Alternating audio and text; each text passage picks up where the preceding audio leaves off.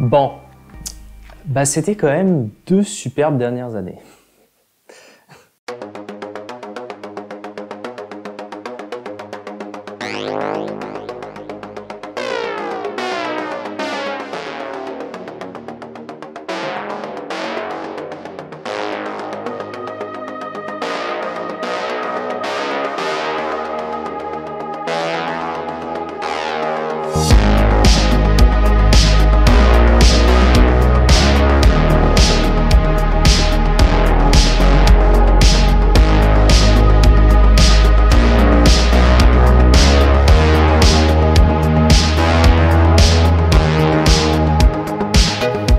Bonjour à tous. Si vous êtes des habitués de la chaîne, vous avez probablement vu cette petite vidéo de teasing sur le lancement d'une fusée expérimentale avec un peu trop d'expérience, et qui a même eu droit à son live. Un live flou, où on était uniquement capable de voir les données et un espèce de P au loin, mais un live quand même. Bref, ce projet donc a occupé à moi et plusieurs autres personnes une bonne partie de ces 2 dernières années. Mais je n'ai pas vraiment eu le temps de vous expliquer ce qu'il s'était passé depuis le lancement de Taranis, ce qui remonte quand même à 2 ans. Donc je vais profiter de cette première sur une série de 3 vidéos pour vous en parler. Les prochaines vidéos qui seront beaucoup plus petites que celle-là. Après le lancement de Taranis, qui pour ceux qui ne le savent pas était la première mini-fusée de l'association et qui a parfaitement marché, on a pris un peu la confiance. Moins d'un mois après le lancement de Taranis, j'étais propulsé président de l'association. Et à ce moment-là, je savais pertinemment que je n'allais plus avoir de temps personnel. Toute la partie associative, je ne vais pas vous en parler car ce n'est pas le sujet de cette vidéo. Dans cette vidéo, je vais surtout vous parler d'un projet qui a été créé en septembre 2021 et qui porte un nom très évocateur pour l'association. Je veux parler du premier projet de fusée expérimentale de l'association, nommé Bellisama. Alors pourquoi ce nom? Eh bien parce que l'association elle-même avait été créée en 2009 par des anciens d'Aero-Ipsa, qui avaient participé à la création d'une fusex nommée Belenos. Belenos, c'est la déesse du foyer dans la mythologie gauloise, et Bellisama, c'est son surnom. Le message, c'était de se dire que l'association était capable de faire des fusex comme ceux qu'il avait fondés il y avait plus de 14 ans de cela. Le projet au début était un peu trop complexe. Il est toujours d'ailleurs. Déjà, on souhaitait absolument refaire une ouverture de parachute automatique avec détection de l'apogée, comme on l'avait fait sur Taranis, car ça avait assez bien fonctionné. Mais ça pouvait encore être un peu amélioré. Comme pour Taranis, on a prévu des capteurs type accéléromètre, gyromètre, pression et température, dans le but de reproduire la trajectoire assez fidèlement après le vol. Sauf qu'avec Taranis, on n'était pas assez régulier et précis pour intégrer l'attitude. J'ai bien dit l'attitude, pas l'altitude. L'attitude, c'est l'orientation de la fusée. Pour faire simple, il était très difficile d'estimer dans quel sens se trouvait la fusée et à partir de ce moment-là, impossible d'intégrer la position de celle-ci. Pour obtenir l'attitude, normalement, on prend le gyromètre, on intègre les mesures pour estimer l'orientation de la fusée au cours du temps et à partir de cela, on intègre l'accélération pour estimer la position dans le temps. Sauf que c'est extrêmement difficile car les gyromètres sont très sensibles au bruit et ça dérive rapidement. L'idée c'était d'ajouter un magnétomètre ou magnétocompas pour obtenir une seconde mesure de notre orientation. Un magnétomètre, c'est une boussole, mais en 3D. Donc normalement, dans un espace limité, comme quelques kilomètres, le magnétomètre, a priori, est à peu près toujours orienté dans la même direction. Et ça nous permet d'en estimer notre orientation. En plus de ça, on voulait aussi intégrer un GPS, qui, bien que beaucoup plus lent que les autres capteurs, nous donnait la position exacte de la fusée à quelques mètres près. Mais en général, un GPS se désactive lors de la poussée initiale du moteur. Et c'est tout à fait normal. Les GPS qu'on trouve dans le commerce sont conçus pour se désactiver automatiquement lorsqu'ils pensent être dans un missile. Et du point de vue d'un GPS, ça y ressemble beaucoup. Une fois le parachute ouvert, le GPS devrait refonctionner normalement et nous donner la position exacte de la fusée dans le but de la retrouver. Oui, car je vous ai pas dit, mais comme pour Taranis, on avait décidé d'essayer d'atteindre l'altitude la plus haute possible, soit au début, environ 3 km d'altitude. Bon, cet objectif n'existait pas uniquement pour aller haut, c'était aussi pour obtenir la phase balistique la plus longue possible, pour une expérience très spéciale. À l'origine pensée comme une expérience secondaire, mais rapidement devenue une expérience principale, on avait décidé de tenter un contrôle de roulis. Le roulis, c'est le mouvement de rotation de la fusée sur elle-même, et on cherche donc à le contrôler durant le vol. L'idée, c'était de faire le système le plus simple possible, mais aussi le plus efficace. On a donc dimensionné un volant d'inertie absolument énorme par rapport à la fusée. Un volant d'inertie, c'est une grosse masse en rotation qui, par effet de réaction, lorsqu'on la tourne, génère une rotation égale et opposée. Donc en modifiant la vitesse de ce volant, on modifie la vitesse de rotation de la fusée. La fusée fait environ 6 kg et le volant d'inertie en fait environ 2,5. En plus, la fusée a un diamètre ridiculement petit de 6 cm, ce qui est exactement le même diamètre que Taranis d'ailleurs. Cela donne un grand avantage, car plus vous avez un diamètre plus petit, plus votre inertie est faible. Mais ce diamètre est très faible et il va être très chiant à intégrer. Enfin, en plus de toutes ces expériences, on voulait à l'origine larguer la coiffe de la fusée pour tester un système de séparation de fusex biétage. Et on a vite abandonné cela. Ça posait beaucoup de problèmes, notamment avec la télémétrie qui devait être placée dans la coiffe ou dans les ailerons. Et la rigidité d'une coiffe qui doit se séparer à max 0,8 est extrêmement compliquée. En plus de tout ça, on avait 3 caméras. Ces caméras nous permettent de scanner tout le ciel lorsque la fusée tourne sur elle-même. Car l'objectif de notre système de contrôle de roulis n'est pas de supprimer complètement le roulis, mais de tourner à une vitesse constante prédéfinie. Et surtout, on a une caméra 4K pour obtenir des images incroyables et vous les partager. Bref, après avoir défini tous les objectifs, c'était parti pour le développement de Bellissama. Pour le tube du fuselage, c'était très simple. On prend un tube extrêmement long et épais dans l'association et on découpe très précisément à la Dremel toutes les ouvertures nécessaires. Les trous, les chanfreins, les ouvertures de trappe, etc. Une très bonne technique pour être sûr de ne pas se planter, c'est d'utiliser Photoshop pour créer des plans de découpe. N'oubliez pas d'enlever les marges quand vous imprimez, sinon ce ne sera pas la bonne taille. Avec cette technique, vous êtes certain de découper au bon endroit si vous scotchez correctement tous vos plans de découpe sur le tube. Après les découpes du tube, on avait quelques challenges assez spéciaux, notamment le volant d'inertie. Pour éviter de générer trop de vibrations, il devait être usiné extrêmement précisément, et surtout être compatible avec le moteur sur lequel on allait le monter. Et pour cela, on a dû faire appel à PFT Innovaltech.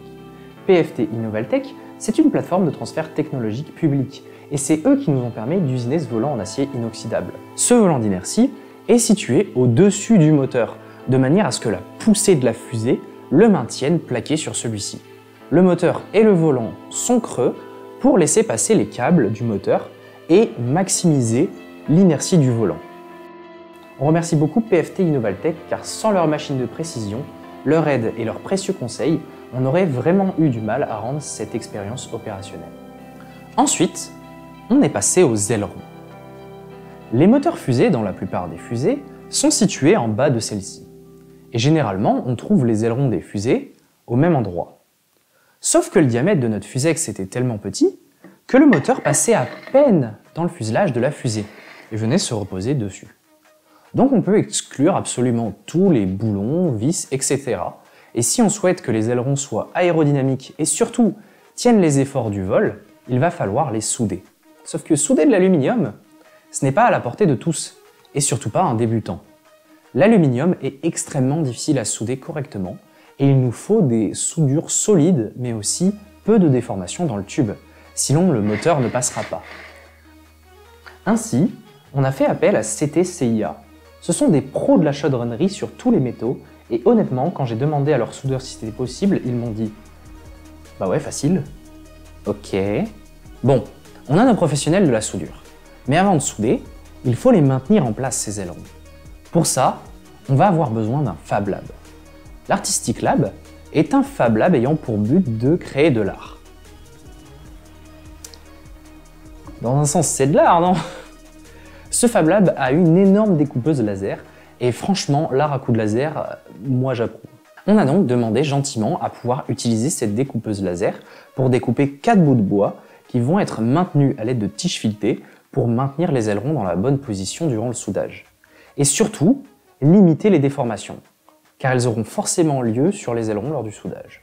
À la suite du soudage, on a testé la compatibilité du moteur à l'aide d'une copie imprimée en 3D. Bon là forcément ça passe. On n'avait aucune déformation sur cette partie du fuselage. Et enfin, on a réaplani tous les ailerons à l'aide d'un maillet. Car on a beau faire au mieux, les déformations thermiques sur une fine surface en aluminium, il y en aura toujours un peu. Mais une fois aplanis, ces ailerons sont quasi incassables. En plus, ils ont une très faible envergure, c'est la largeur que vous voyez ici, et une grande emplanture, ça correspond à la jonction que vous voyez ici. Le but est de les rendre à la fois résistants et de réduire encore le moment d'inertie globale de la fusée. Ce qu'il faut comprendre avec ces histoires d'inertie, c'est que c'est une bataille d'énergie. Il faut minimiser le moment d'inertie global de la fusée, tout en maximisant le moment d'inertie du volant d'inertie, pour permettre au volant de gagner cette bataille et de contrôler le roulis le plus longtemps possible, avant de saturer et de ne plus pouvoir contrôler le roulis. Bon, maintenant on va changer un peu de sujet et on va passer à la couture. Le parachute, c'est l'élément primordial si vous voulez revoir votre fusée dans un autre état que celle-là. Si vous avez un ou une couturière d'exception dans votre association, cela va vous prendre environ une journée pour faire un parachute solide, avec le bon matériel bien évidemment. Nous, on utilise des parachutes carrés, à la fois pour leur résistance et leur facilité de fabrication. Les suspentes traversant tout le parachute, cette technique permet aussi de compartimenter un éventuel déchirement. Mais au-delà du parachute, je vous conseille de faire un plan de votre ligne, avec d'un côté le boulon, le God Nut, c'est-à-dire écrou de Dieu, car si jamais il pète, il ne vous reste plus qu'à prier. Et après avoir noté cela, vous déroulez toute la ligne. La sangle, les mérillons, les suspentes, la bague anti-torche, du moins ce qu'il en reste, le parachute, les câbles qui relient à la trappe et la trappe.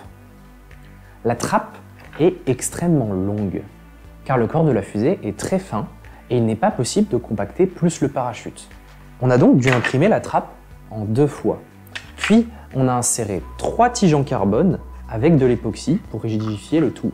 Enfin, on a rajouté de l'époxy sur la surface extérieure. De chaque côté de la trappe, à l'intérieur, on va trouver des attaches de câbles qui permettent de relier la trappe au parachute. Ensuite, on a l'emplacement où s'insère le pignon en PETG et de l'autre une cale qui sert à centrer et bloquer la trappe. D'ailleurs, de chaque côté de la trappe, on trouve des excroissances en forme de rail qui empêchent à la coiffe de tourner sur elle-même et empêchent aussi le parachute de sortir car la trappe reste assez souple. Enfin, on a la coiffe. Elle est constituée de 2 faces vissées entre elles avant d'être sécurisée sur le corps de la fusée par 3 vis. La coiffe ne prend pas beaucoup d'efforts axial ou non axial en fait, et c'est pour cela qu'on peut la faire en impression 3D. On a ici les ouvertures pour les caméras, et même si cette ouverture a eu le droit à quelques discussions au niveau de l'aérodynamisme et de la stabilité, au final on ne nous a pas empêché de voler, et ça n'a pas tant influencé la stabilité que ça, clairement. Enfin, une fois que tout cela était terminé, Planète Science nous a demandé d'augmenter la masse de la fusée pour qu'elle reste en dessous de 4000 mètres de portée balistique, dans le cas où la fusée partirait à 45 degrés. Alors cette règle est assez spéciale, car on nous l'indique nulle part. Ni dans le cahier des charges, ni dans le document du terrain de Tarbes, ni même que cette contrainte existe et qu'il faut la prendre en compte en fait. Il y a environ 120 pages dans le cahier des charges, on peut bien l'inclure quelque part. Donc pour subvenir à cette nouvelle exigence, on doit faire passer l'apogée prévue de 3 km à 2,3 km. Ça fait environ 1,2 kg en plus sur une fusée de 6 kg. C'est pas mal, hein? Bon, on a décidé d'utiliser de l'acier. Et comme cette pièce ne nécessite pas une précision extrême car on cherche juste à obtenir de la masse, on utilise le site usineur.fr pour usiner une bague et on demande à une association de l'école qui fait de la mécanique, Sport Méca, de souder le cylindre avec le reste de la bague. Finalement, pour ajuster cette masse, on a fait un trou au-dessus pour retirer les quelques grammes dont on n'avait pas besoin. Car l'objectif, c'est toujours d'aller le plus haut, dans la limite du possible, et de profiter le plus possible de cette phase balistique. Voilà, on a fini toute la partie mécanique. Maintenant, on va parler d'un truc tellement fun! L'électronique. Bon déjà, je vous rappelle que je vais ni parler de la télémétrie, ni du roulis, car je réserve une vidéo à part entière sur ces sujets. Et on va quand même essayer d'être concis sur l'électronique, même si c'est un énorme morceau. Bon, premièrement, je vais vous expliquer comment l'électronique est organisée. On a 3 systèmes principaux. Le séquenceur, qui gère l'ouverture du parachute, l'expérience, qui gère toutes les expériences, et la télémesure, qui transmet les données au sol. On a donc 3 microcontrôleurs dans la fusée qui ont une tâche bien définie. Le séquenceur est simplement une Arduino Nano, c'est-à-dire un microcontrôleur qui transmet un signal à un servomoteur qui va tourner pour ouvrir le parachute. Pour détecter le départ, il y a une prise jack qui est reliée d'un côté à la rampe et qui va donc s'arracher au décollage. Enfin, 2 photocoupleurs permettent au séquenceur de discuter avec l'expérience sans qu'un court-circuit dans l'expérience n'impacte le séquenceur. Tout ça est alimenté par une pile rechargeable LiPo 9V. C'est comme une batterie, mais tout intégré et en plus ça coupe en cas de court-circuit. L'expérience, quant à elle, est composée d'une Tinsy 4.0. C'est une Arduino boostée aux hormones, qui atteint une fréquence d'environ 400 Hz, alors que la Nano, elle, n'en dépasse pas les 70. Cette carte gère plein de trucs, tous les capteurs déjà, et ensuite elle retransmet les informations à une carte SD afin de recueillir les données. À l'origine, on aurait aussi dû avoir une mémoire flash qui, contrairement aux cartes SD, n'est pas sensible aux vibrations, mais ça a eu du mal à marcher. Ensuite, l'expérience transmet un signal à un contrôleur de moteur bidirectionnel. Ce contrôleur se charge de faire tourner le volant d'inertie, afin de faire fonctionner le système de contrôle de roulis pour justement gérer le roulis. Ce moteur est alimenté à l'aide d'une batterie LiPo indépendante de l'expérience. Et comme notre expérience alimente aussi la caméra 4K, elle consomme beaucoup et nécessite une batterie LiPo dédiée avec évidemment des BMS pour Battery Management System. Ces dispositifs ont pour but de protéger et recharger les batteries. Enfin, l'expérience envoie les données reçues à la télémétrie, qui va se charger de les retransmettre au sol. Voilà, on a fait le tour. Et maintenant, on peut passer à l'intégration. En gros, c'est comment on agence l'électronique dans la fusée. Et c'était une sacrée merde. À l'origine, le projet devait être lancé l'année dernière. Sauf que j'ai obtenu un stage génial, mais très loin de la France métropolitaine. Donc je n'ai pas pu terminer l'électronique. Et cette électronique, elle était spéciale. Il y avait des câbles partout, 3 PCB empilés avec 4 tiges filetées, le tout horrible à monter et à débugger. Les fils passaient par des micro-trous dans les PCB et étaient soudés sans possibilité de les déconnecter. En plus, on utilisait des connecteurs IPEX pour les antennes. Ça se casse tout le temps et c'est absolument pas pratique. Et le pire, c'est qu'on utilisait des rallonges de carte SD pour les enregistrements des caméras. Ces rallonges sont super pratiques quand vous avez la place de les utiliser. Notre idée, qui n'était pas forcément mauvaise, c'était de placer toutes ces cartes SD dans une espèce de boîte noire au milieu de l'électronique. Mais ça prenait simplement trop de place. Bref, rien n'allait, et à l'RCE3, on nous a dit qu'on n'allait pas lancer cette année. Du coup, une fois revenu de stage, il fallait refaire toute l'intégration électronique, en commençant par les circuits imprimés. Mais en plus, il fallait garder l'emplacement de tous les boutons, des caméras et des vis de maintien. Parce que le tube, lui, il a été usiné, soudé, et c'est trop tard pour le changer. Donc il faut des PCB super compacts, mais aussi facilement débuggables. Déjà, on s'est fixé sur 2 PCB. Un dans la case avec le séquenceur et l'expérience, l'autre dans la coiffe avec la télémesure et le GPS. L'idée, c'était de séparer la position des cartes en fonction de leur utilité.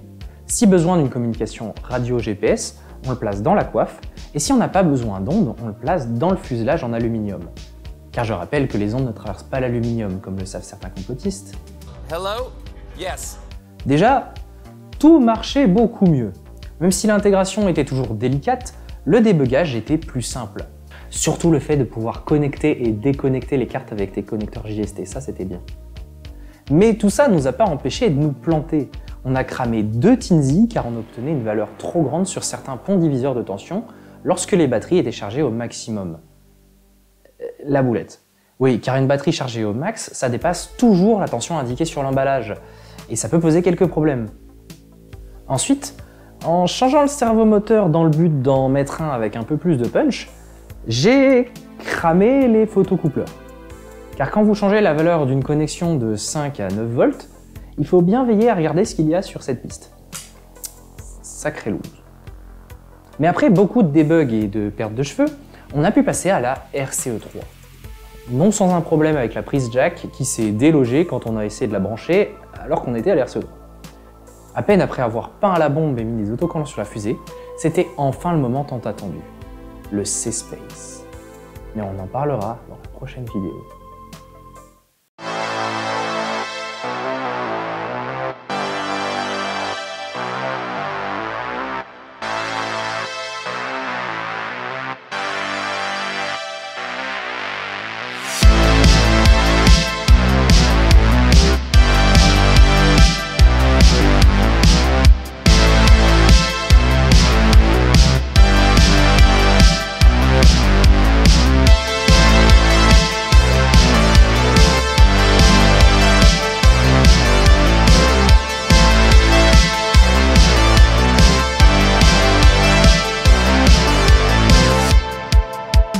D'ailleurs, quand vous mettez des autocollants sur une fusée noire, pensez à bien changer les couleurs noires, sinon vous allez passer pour des idiots.